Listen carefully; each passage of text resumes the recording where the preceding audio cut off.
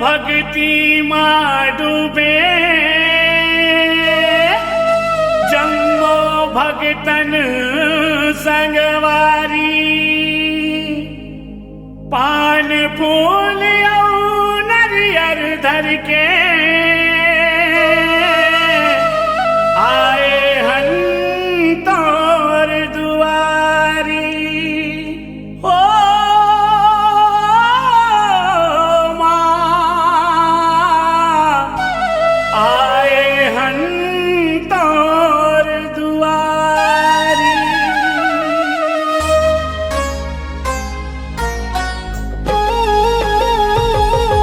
मंदिर ऊपर कलसा विराजे, मंदिर ऊपर कलसा विराजे, ज्योत जले दिन राती। तोला बंदाऊं तोला सुमिराऊं तोर शरण हनदाई, तोर शरण हनदाई, ओ मैया तोर शरण हनदाई। जय बमलाई, ओ मैया जय महामाई, ओ दाई जय सबलाई, ओ मैया दुर्गादाई, ओ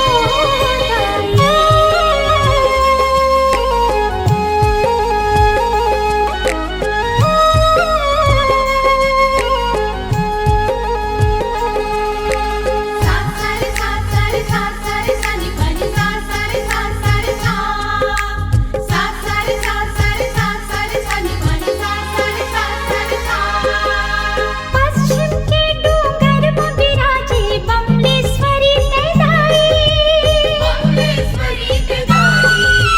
पूरब माथे चंद्रहासिनी संगमाना थलदाई, संगमाना थलदाई।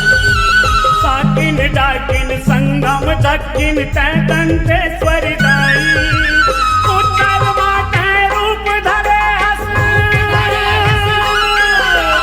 उत्तर माते रूप धरे हस महामाया महामाई, महामाया महामाई। छत्तीसगढ़ के चारू मुड़ामा, छत्तीसगढ़ के चारू मुड़ामा तोर कृपा है दाई।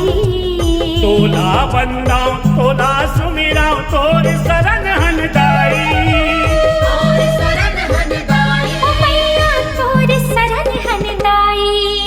जय बमलाई, ओ मैया जय महामाई, ओ दाई जय सबलाई, ओ मैया दुर्गादाई, ओ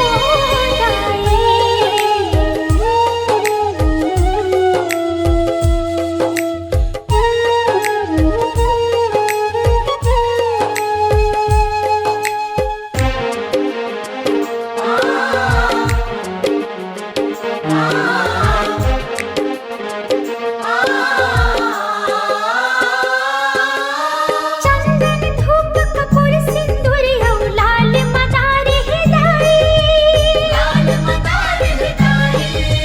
बखव सवारी करके आवे दर्शन दे महामाई, दर्शन दे महामाई। नवरात्रि नव रूप मनो दिन मेला लगे बड़ भारी, जय माता दी अम्बे दुर्गे, जय माता दी अम्बे दुर्गे जग तोर गुण गाई, जग तोर गुण गाई। छत्तीसगढ़